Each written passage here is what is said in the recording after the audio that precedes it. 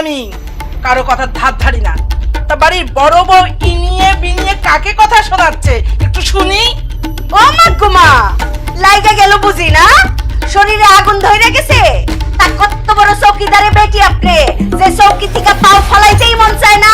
খবরদার ভালো হইতেছে না কইতাছি। যে ভাত খাইতে ভাত নাই, সাইকেল দাবড়ে চা খাই। কি এত বড় কথা? এই যে আপনি বাপি বাড়ি থেকে কয়জন দাসী লয়ে আছেন লগে কইরা যে এত বড় কথা কইতাছে? ওরে লাইগা গেছে, দাসী তো একটা আনছি। আমার দেবরে বিয়া কইরা দাসী নিয়ে আইছি বাংলার না। ভাগ্যাকাশে আজ দুর্যোগের ঘনঘটায় কে তাকে আশা দেবে, কে দেবে ভরসা, কে বলবে ওরে আশা নয় সবই নিরাশা। আমার কোনো কাজই করা লাগবো না, আমি ঠ্যাঙ্গের পরে ঠ্যাং তুইলা বয়া বয়া খামু আর দাসী সব কাম করবো। এমনই দাসী নিয়ে আইছে যে ঠ্যাঙ্গের উপরে ঠ্যাং তুলে খাইতে খাইতে শ্বশুর বাড়িরে ফকির বানায় ছাড়লো। হ্যাঁ আমি তো ফকির বানায় ছাড়ছি। আপনার যে জুড়ে হয়ে গেছে, যুদ্ধ বাপের বাড়ি যায় জমিদারা তুই লাগে সবাই জানে আসল চরিত্রটা কি। খবরদার তুমি আমার মুখ ছুটাইবা না। 10 গ্রামের মানুষ জানে আমি কি জিনিস।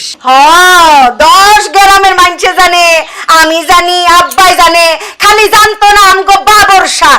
তার এত করে কইলাম যে দেখ নদীর জল গোলা ভালো, জাতের মাইয়া কালো ভালো, কিন্তু তুই বাবর শাহ এমন কালার কালো আনলি যার বাইরেও কালো আর অন্তরটা কালো।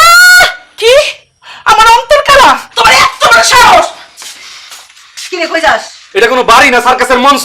এই বাসায় কোনো মানুষ থাকতে পারে? কই সকালবেলা ওইটা একটু রেয়াজ করবো, এটা কোনো উপায় নাই। আরে সুরের সাধনা করবি কেমনে? বাড়িতে তো একটা অসুর থাকে। এটা বিচার করেন। বৌমারা, তোমাদের ঝগড়ায় যদি খানিকটা বিরতি হয় তাহলে আমাকে এক কাপ চা খাও দয়া করে, যথারীতি চিনি কম। জি আব্বা। চা খাওয়াও যথারীতি। শিউলি বাপ, আই শিউলি বাপ, ওঠো কইলা। কিছু কইলা কনের বাকি কি? তুমি যদি আজ তোমার বড় ভাবির বিচার না করো আমি কিন্তু আমার বাপের বাড়ি চলে যাবো। এই বাড়িতে কোনো ভদ্র মানুষ থাকতে পারে? না না না থাকে না, থাকতে পারে না। আচ্ছা তাহলে আমি হচ্ছে মার ব্যাগ গুছিয়ে হ্যাঁ হ্যাঁ দিয়েছি। বুঝাই দেব। এই চুপ! ঘরের শত্রু বিভীষণ, একদম কথা কবি না। যেমন তো করে তেমন তো হইছে। দিনের মধ্যে এইটা একটা বিহিত না করো তাহলে কিন্তু আমি হাড়ি আলাদা করে ফেলামু। হ্যাঁ? হাড়ি আলাদা করবি? খারা হাড়ি আলাদা করাইতেছি।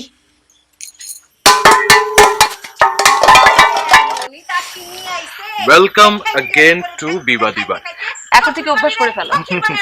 আর শোনো, আমাদের আসলে সবচেয়ে কি বেশি সারপ্রাইজ হবে বলো তো? কি? শিশির। এক্স্যাক্টলি। চলো চলো দেখি কি করছে। দেখছো এখন আওয়াজ শুনতেছো? তারপরে মারামারি শুরু হচ্ছে। ও বাবা দেখো কে আসছে। ভাইবেন না, আপনার জ্বালায় বেশি দিন টিকতো না। আর আপনি ফেরেশতা, সম্রাট শাহজাহান রে কোলে কইরা আদর কইরা খাওয়াইবেন। এমন কদরের অভাবে তো এই বাড়ির এই দশা হয়। আরে আরে হা ভাবিরা থামো, আমরা কতদিন পরে আসলাম। আলহামদুলিল্লাহ ভাবি, এই যে আপনারা দুইজন করোনার মধ্যে এখনো সুস্থ আছেন দেখেই মনটা জুড়াই গেছে। আসো আসো ভিতরে আসো। আসো তাড়াতাড়ি আসো। হ্যাঁ তাও ঠিক আছে। মনের দুঃখে বনে যাই আর সেই বনেও বাগে খায়। তুমি এখানে? প্রাইভেট পড়তে গেছিলাম, ফেরার সময় দেখি তুমি এখানে বসে করতেছো, লতা পাতার ভিডিও করতেছো, তাই ভাবলাম এত বড় সঙ্গীত সাধক ইউটিউবার একটু আশীর্বাদ নিয়েছে। তা এত সকালেই শুরু? ঘরে শান্তি রাই তাই। কেন ঘরে আবার নতুন করে কি হলো? সেই কুরুক্ষেত্রের যুদ্ধ। সে আবার নতুন কি? এই গ্রামের সবাই জানে বিবাদী বাড়িতে একটু বিবাদ না হলে চলে না। নিজের বাড়ি হলে বুঝতা, মাঝে মধ্যে হলে শোয়া যায়, তাই বলে ডেইলি। কিন্তু জনাব একটা কথা বলি, এটা শুনলে আপনি এক্ষুনি দৌড় দিয়ে আপনার বাড়িতে যাবেন। কি এমন কথা যে আমি এই বিবাদী বাড়ির মধ্যে গিয়ে দৌড়া ঢুকমু? আসার সময় দেখলাম আপনার ছোট চাচা আর চাচি রিকশা করে বাড়িতে যেতেছে। আরে কেমন মানুষ আপনি, একটা ধন্যবাদও দিলেন না।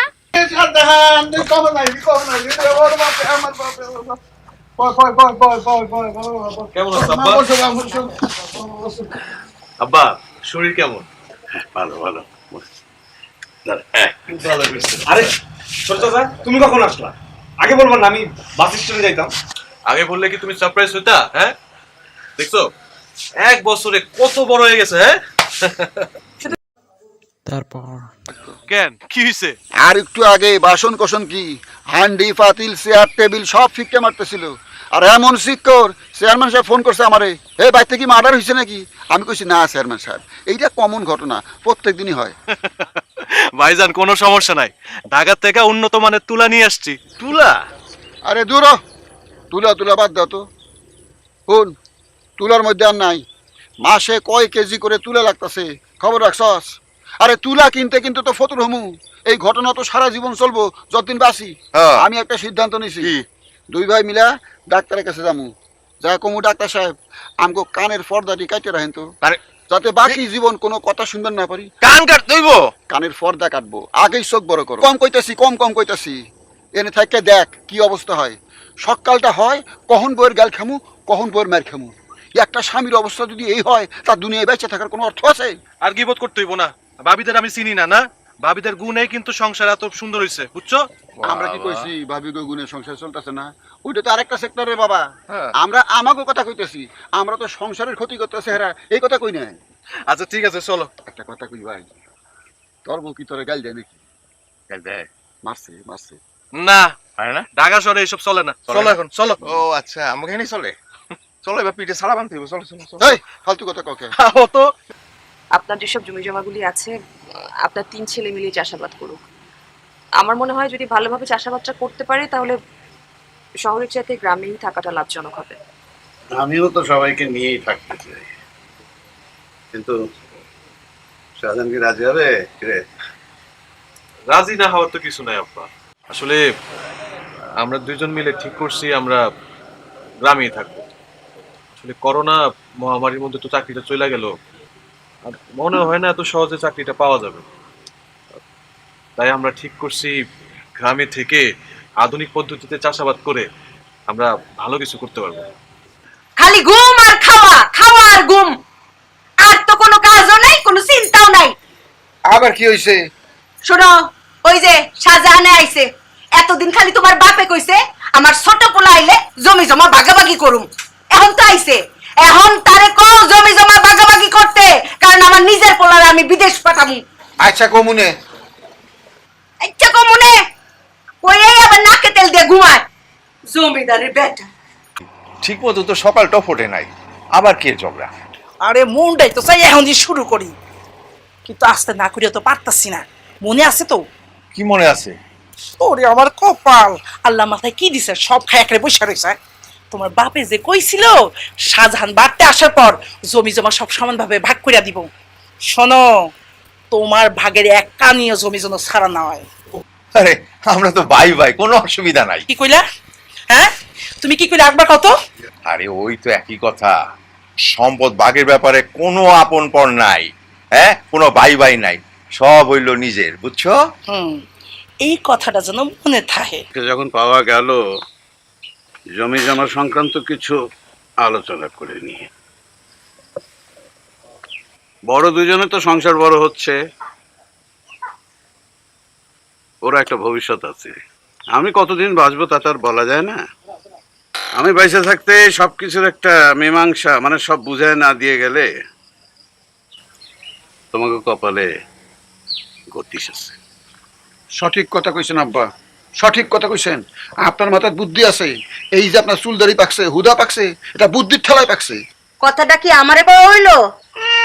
মনে হইতেছে বাড়ি দেখার বাপের একলা। বৌমারা, আজকে খুব একটা গুরুত্বপূর্ণ আলোচনা হচ্ছে, তোমরা একটু পরে শুরু করলে হয় না? মানে ভাগ বাটোয়ারাটা হয়ে যাক, তারপরে শুরু করো। এরপর ভাগ করে দিলে তোমাদের ভাগে অনেক সম্পত্তি পড়বে। চাইলে আমি ভাগ করে দিতেও পারি, কিন্তু ভাগ করে দিলে কি হবে জানো? তোমরা প্রত্যেকে যার যার জমিগুলো বিক্রি করবে আর খাবে, বিক্রি করবে আর খাবে, আর এক সময় গিয়ে পস্তাবে, তখন মাথা চাপড়াবে আর বলবে এত কম দামে জমিগুলো বিক্রি করলাম কেন। তাই তো আমি বেঁচে থাকতে এখানকার এক পোয়া জমিও বিক্রি হবে না, হতে দেব না। এইটা কেমন কথা হইলো আব্বা? আমগো কি তাহলে নিজের বলে কিছুই থাকবো না? তারি বৌমা, শোনো তো আগে সবকিছু, সব কথা শোনো তারপর। জি আব্বা, যা কইতেছিলেন কোন। যা বুঝতেছি তাতে তোমরা বড় দুইজন চাইতেছো জমি জমা ভাগ হয়ে যায়। জি আব্বা। শাহজাহান চাইতেছে কি সব জমি একত্রে আধুনিক কৃষি পদ্ধতি চাষাবাদ করতে। এটা ঠিক না আব্বা, আপনি জমি জমা আমগো মধ্যে ভাগ করে দেন, আমার জমি আমি খামু, যেমনি খুশি তেমনি খামু। এক অর্কাটা পোলাফানের কথা শুনলে আমগো ধ্বংস। কি বুঝে মুরব্বী আমি না, আপনি মুরব্বী না? আমি বড় ভাইয়ের কথার সাথে একমত। ভাইজান, এমনিতে যতই ঝগড়াঝাটি হয় না কেন, আপনারা সবাই তো একসাথে নিচেই থাকতেছেন। এখন যদি জমি ভাগাভাগি করে দেয় আব্বাই, একসাথে কি থাকা হইব? তোমাদের মধ্যে এরকম ঝগড়াঝাটি লেগে থাকলে তো চলবো না। বলেন। আপাতত জমি জমা ভাগাভাগি হচ্ছে না, তবে তোমাদের এই ঝগড়াঝাটি থামানোর জন্যে তোমাদের মধ্যে একটা প্রতিযোগিতা হবে। তোমরা 3 ভাই আমার সব জমি 3 ভাগ, একেবারে সমান 3 ভাগ করে এবারে জমি চাষ দিবে। শাহজাহান আধুনিক কৃষি পদ্ধতিতে চাষ করবে, আর তোমরা তোমাকে কায়দায় চাষ করবা। সেই জমির ফসলের টোটার পরে সেটার একটা হিসাব হবে। ওইটাই হলো আসল প্রতিযোগিতা। যদি শাহজাহানের জমিতে ফসল বেশি হয়, তাহলে এই তোমার বাপ দাদার জমি জীবনেও ভাগ হইব না। তোমরা 3 ভাই এক লগে ওই আধুনিক কৃষি পদ্ধতিতে চাষাবাদ করবা, সুখে সংসার করবা। আর কথাটা কইতে খারাপ লাগতেছে, তারপরেও যদি তোমরা 2 ভাই দিতে যাও, মানে তোমরা 2 ভাই যদি শাহজাহানের চেয়ে ফসল বেশি ফলাইতে পারো, তাহলে আমি তোমাকে 3 ভাইয়ের মধ্যে জমি জমা ভাগ করে দেবো। তাহলে ভাইরা, প্রতিযোগিতা করেই যদি জমি ভাগাভাগি হয়, তাহলে হোক প্রতিযোগিতা। প্রথম একটা বিষয় মনে রাখবা, জমি জমা ভাগাভাগি মানেই ঠকাঠকি, একজনে ঠাইতে হইব। শাহজাহান রে কোনো ক্রমেই জমি ভাগাভাগিতে জিততে দেওয়া যাইব না, ওরে ঠকাইতে হইব। আরে সেইটা তো ঠিক আছে, কিন্তু আমরা ঠেকামো কেমনে? আরে তোমরা এত বোকা কেন কত দেখি? শাহজাহান থাকে শহরে, এর মাথায় কি অত বুদ্ধি শুদ্ধি আছে? হ্যাঁ, জমি জমার কি বুঝে? তোমরা 2 ভাই মিলা কৌশলে শাহজাহান রে ওই উত্তরকানির জমিটা দাও।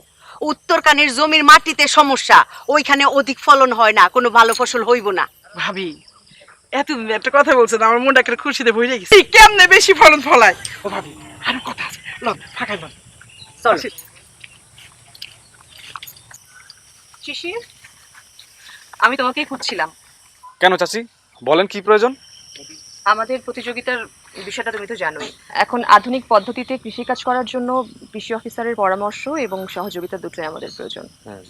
তুমি যদি কোনোভাবে আমাদের কৃষি অফিসারের ফোন নাম্বারটা একটু আমাদেরকে ম্যানেজ করে দিতে খুব ভালো হতো। চাচি, আপনি কৃষি অফিসারের নাম্বার নিয়ে কোনো চিন্তাই করেন না। আমার বাবা তো স্কুল মাস্টার, ওনার কাছ থেকে আমি নাম্বার নিয়ে আপনাকে দিয়ে দিব। আরে তাহলে তো ভালোই হলো শিমু, আমরা সবাই মিলে কৃষি স্যারের কাছে যাই, ওনার কাছে পরামর্শ নিই। আমার মনে হয় এটা আমাদের অনেক উপকারে আসবে। এরপর তুই বৌমা আস্তে আস্তে কথা কয়। মনে হয় কোনো চলা পরামর্শ। বুঝলা বৌমা, সম্পত্তি হচ্ছে একটা জাদু। শত্রুরে বন্ধু বানায়, আবার বন্ধুরে শত্রু বানায়।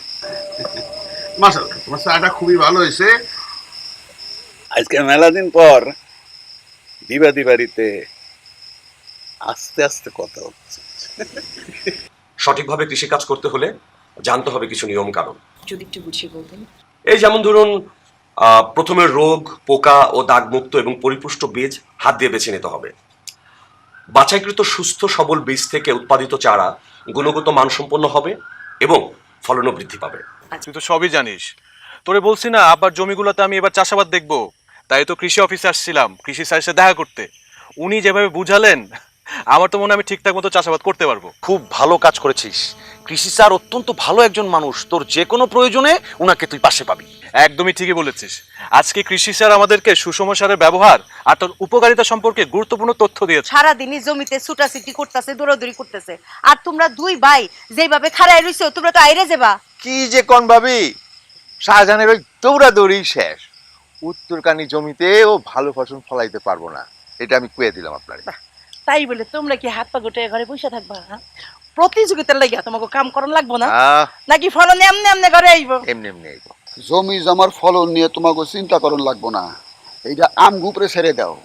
আমরা যে জমি পাইছি ফলন এমনি এমনি হইব, তারপর তো আমরা দিমু বস্তায় বস্তায় সার, ফলন না হয়ে উপায় আছে? তুমি আধুনিক পদ্ধতিতে উত্তরকানির জমিতে যে ফসল না ফলাইছ, এইটা দেখা আমার মনে হয় সাধারণ কৃষকরা আধুনিক পদ্ধতিতে ফসল ফলানোর জন্য আগ্রহী হবে। অবশ্যই, আর আমি যা যা শিখছি যা যা জানি তা সবাই শিখাই দিব। অবশ্যই শিখাই দিবো। তাছাড়া কৃষি অফিসারের কাছে গেলে কিন্তু আপনারা অনেক রকমের পরামর্শ নিতে পারবেন। এরপর থেকে আমরা আধুনিক পদ্ধতিতে চাষাবাদ করবো। ঠিক কাল যে মানুষ শহরে থাকে জমি জমা সম্পর্কে কিছুই জানে না, শাহজাহান ওই উত্তরকানির মতো খারাপ জমিতে বাম্পার ফলন ফলাইলো। আর শিশিরের আব্বা তোমারে দিয়ে তো কোনো বাউই হইলো না। তুমি এত ভালো জমি পাইয়াও অধিক ফলন ফলাইতে পারলে না। ভাবি কি কম দুঃখের কথা, আমাকে তো একই অবস্থা। মেজো বউ, এরকম যে একটা কিছু ঘটবো ওইটা আমি আগেই ধারণা করছিলাম। কেমনে পারুম কহবো, কেমনে পারুম? শাহজাহান যেমনি সুষম সারের ব্যবহার জানে, যেভাবে সুষম সার ব্যবহার করে আমরা তো এটা জানি না। আমরা এই বস্তায় বস্তায় সার ব্যবহার না কইরা সাধারণের মতো যদি সুষম মাত্রায় সার ব্যবহার করতাম, তাহলে আজকে আমাকে এই অবস্থা দেখতে হইতো না। না এমনি কথা কই। কি বোমা করতে আইলে? আপনার ছেলে আর আমি শিশিরের একটা ভিডিও তৈরির কাজে গিয়েছিলাম আব্বা। আব্বা আপনি জানেন যে এখন শিশিরের ভিডিও অনেক জনপ্রিয় সব জায়গায়? আরে তা তো জানি, এটা বাদ দাও। কি তোমরা দুই ভাই এবার তো বুঝছো নাকি শাহজাহান যে আধুনিক কৃষি ব্যবস্থা ব্যবহার করে কি ফলনটা ফলাইলো? হ্যাঁ, আরে বাপ রে বাপ, কাউ শুধু মাঝে তার প্রশংসা করে। এইবার নিশ্চয়ই বুঝতে পারছো জমি জমা ভাগ বাটোয়ারা না করে সবাই যদি একত্রে মিললে সবগুলো জমি আধুনিক কৃষি ব্যবস্থা চাষ করা যায়। শাহজাহান উত্তরকানির জমিতে যে ফলন ফলাইছে, যে বাম্পার ফলন ফলাইছে, এটা দেখার পর আমাদের আর দ্বিমত করার কোনো সুযোগ নাই। এই সুষম সার ব্যবহার কইরা সাধারণ যে বাম্পার ফলন ফলাইছে তা আমাকে চোখে আঙ্গুল দিয়া দেখাই দিল। ভাইজানরা যে আধুনিক পদ্ধতিতে কৃষিকাজের সুফলটা বুঝতে পারছে, এটাই আমার ভালো ফলনের সার্থকতা। আর আজকের সফলতার পিছনে একটা নাম না নিলেই না, সেটা আর কেউ না, সেটা হচ্ছে আমার স্ত্রী ননি। সে যদি আমারে গ্রামে এসে এই আধুনিক পদ্ধতিতে চাষাবাদের জন্য অনুপ্রেরণা না দিত, তাহলে মনে আমি আসতাম না। এই নাটকটির নেক্সট পার্ট আমাদের নতুন চ্যানেলে আসবে, সো আমাদের এই চ্যানেলটি সাবস্ক্রাইব করে রাখুন এবং ভিডিওতে লাইক দিন এবং আমাদের চ্যানেলের পাশেই থাকুন। সো সকলে ভালো থাকুন, সুস্থই থাকুন।